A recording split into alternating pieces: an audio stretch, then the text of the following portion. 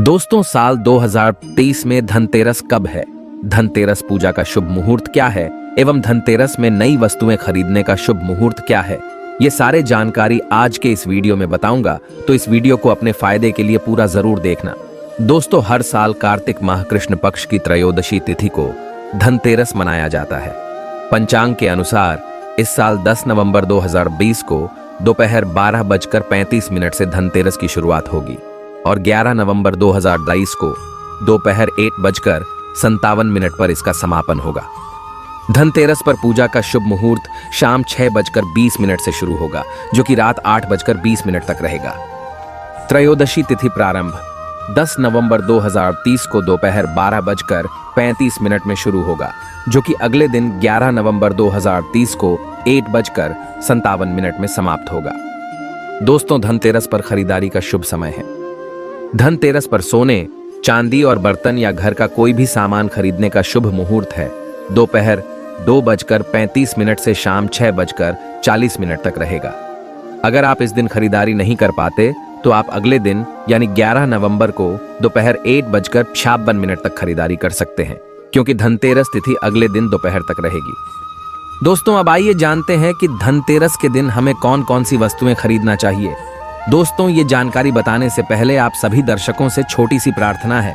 अभी इस वीडियो को लाइक नहीं किए हैं तो लाइक कर चैनल को सब्सक्राइब जरूर करना। दिवाली पर धनतेरस के दिन भगवान धन्वंतरी की पूजा करने से जीवन में सुख, समृद्धि, ऐश्वर्य और अच्छी सेहत का आशीर्वाद प्राप्त होता है।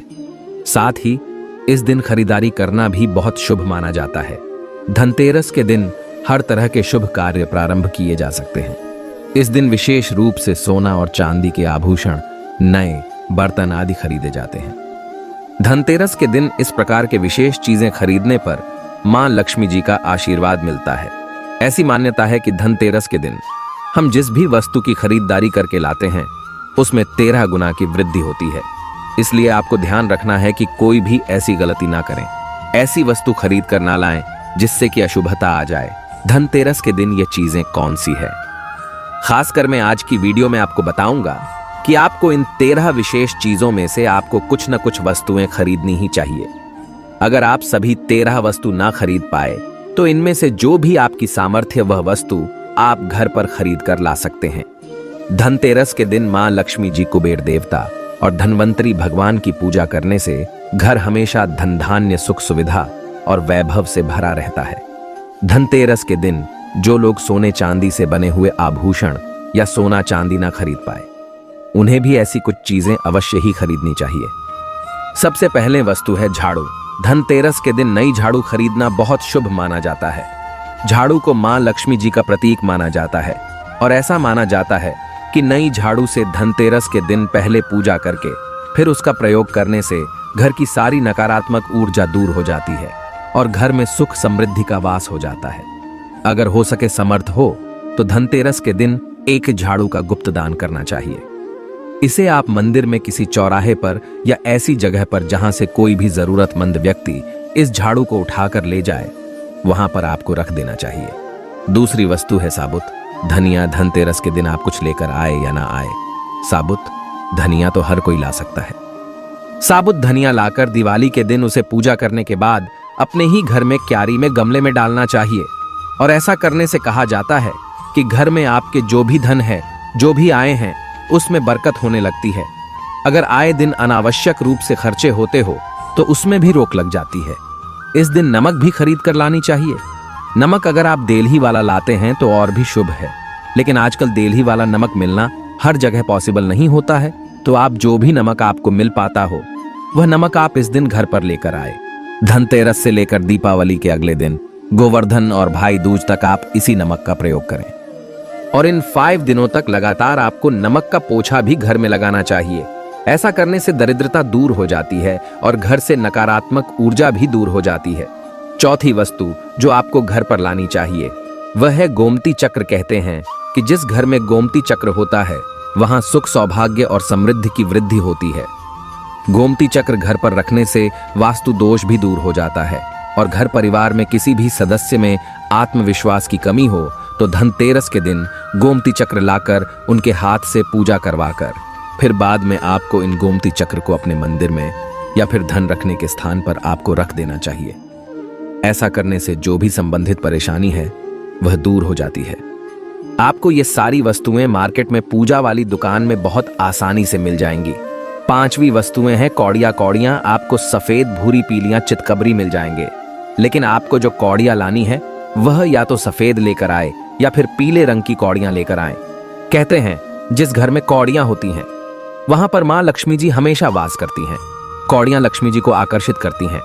इसलिए आज के दिन आप 5, 7, 11 या 13 कौड़ियां लाकर आप चाहे तो धनतेरस की शाम को या फिर दीपावली की रात को इनकी पूजा करके रोली, अक्षत, कुमकुम अर्पित करके फिर एक लाल कपड़े में बांधकर आपको अपने घर में जहां पर भी आप धन रखते हैं वहां रख देना चाहिए। हर साल आप इन्हीं पुरानी कौड़ियों की पूजा कर सकते हैं। हर साल आपको कौड़ियां खरीदने की आवश्यकता नहीं है। यदि आप नहीं कौड़ियां खरीदना ही चाहते हैं तो पुरानी कौड़ियों को अब जल में प्रवाहित कर दें। छठी वस्तु है श्री यंत्र। श्री यंत्र खरीदते समय देख लीजिएगा कि उस पर सभी चिन्ह, सभी जो भी निशान होते हैं वह अच्छे से अंकित होनी चाहिए। श्री यंत्र जिस घर में होता है, नियमित रूप से श्री यंत्र की पूजा जिस घर में होती है वहां पर भी कभी धन का अभाव नहीं रहता। श्री यंत्र की उत्पत्ति को लेकर धार्मिक पुराणों में उल्लेख मिलता है कि एक बार महालक्ष्मी जी प्रसन्न होकर पृथ्वी से बैकुंठ लोक चली गई। माता के रुष्ट हो जाने से धरती पर समस्याएं प्रकट हो गईं। ब्राह्मण और महाजन बिना लक्ष्मी जी के निर्धन हो गए। तब ब्राह्मणों में श्रेष्ठ वशिष्ठ मुनि ने निश्चय किया कि मैं लक्ष्मी जी को प्रसन्न कर पृथ्वी पर वापस ले आऊंगा। जब मुनि वशिष्ठ बैकुंठ में जाकर मां लक्ष्मी जी से मिले तो उन्हें पता चला कि मां लक्ष्मी जी तो अप्रसन्न है और वह किसी भी स्थिति में पृथ्वी पर आने को तैयार नहीं है। तब वशिष्ठ जी ने वहीं पर बैठकर भगवान विष्णु की आराधना शुरू कर दी। नारायण ने प्रसन्न होकर मुनि वशिष्ठ को अपने दर्शन दिए। वशिष्ठ जी ने श्री हरि विष्णु से कहा कि हम पृथ्वी पर बिना लक्ष्मी जी के बहुत दुखी, हमारे सारे आश्रम उजड़ गए, धरती पर वैभव खत्म होने वाला है। यह सुनकर भगवान विष्णु वशिष्ठ मुनि को साथ लेकर मां लक्ष्मी जी के पास गए और उन्हें मनाने की कोशिश की, लेकिन फिर भी मां लक्ष्मी जी नहीं मानी।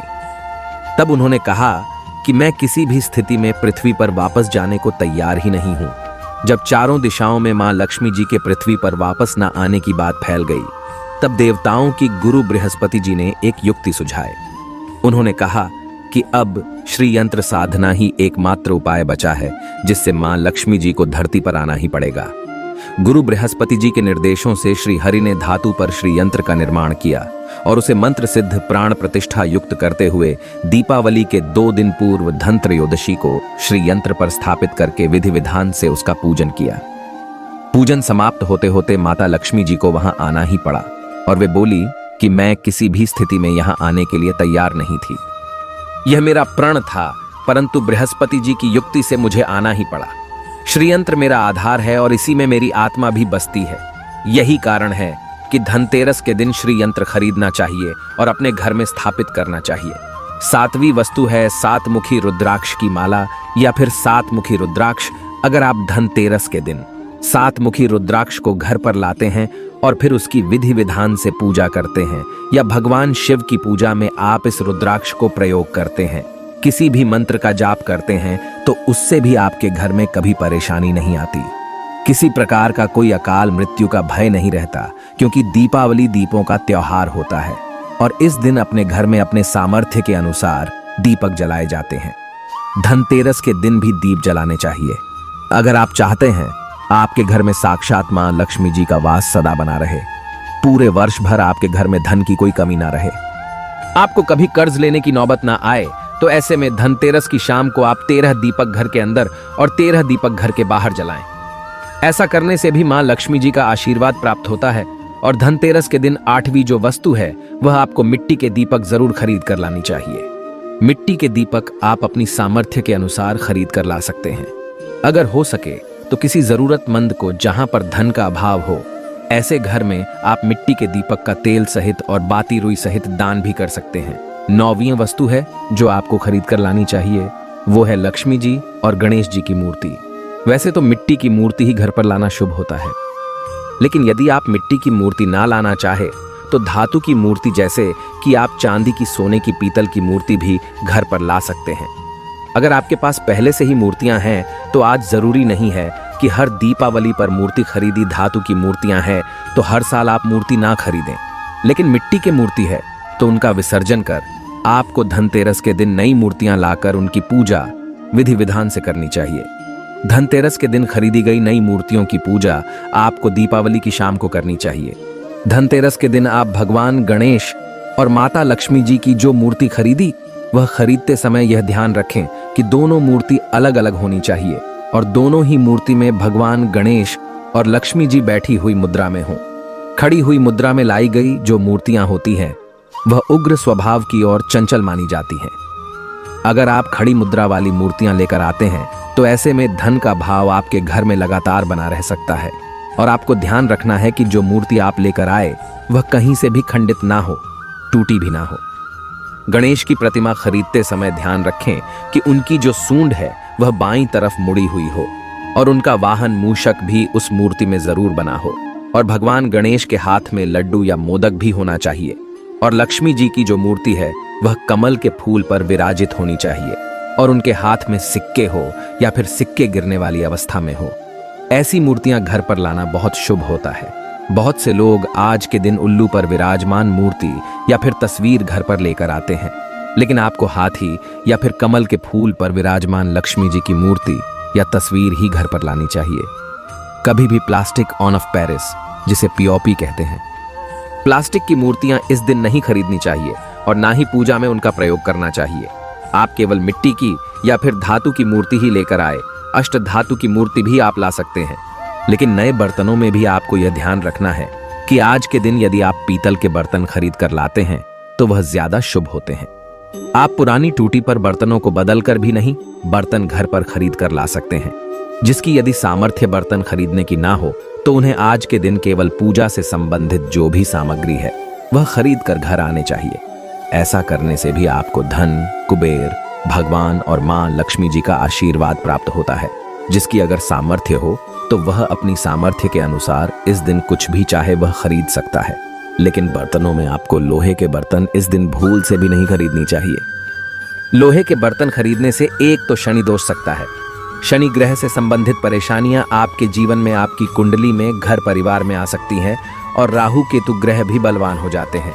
ये सारी वस्तुएं यदि आप इनमें से कुछ भी ऐसा भी वस्तु की खरीद कर लाते हैं तो उसे कहा जाता है कि आपके घर में पूरे वर्ष मां लक्ष्मी जी की कृपा बनी रहती है। घर में कभी भी आपको कर्ज लेने की स्थिति नहीं आएगी। आप जितना भी कमाएंगे उसमें आपको 13 गुना की वृद्धि मिलेगी।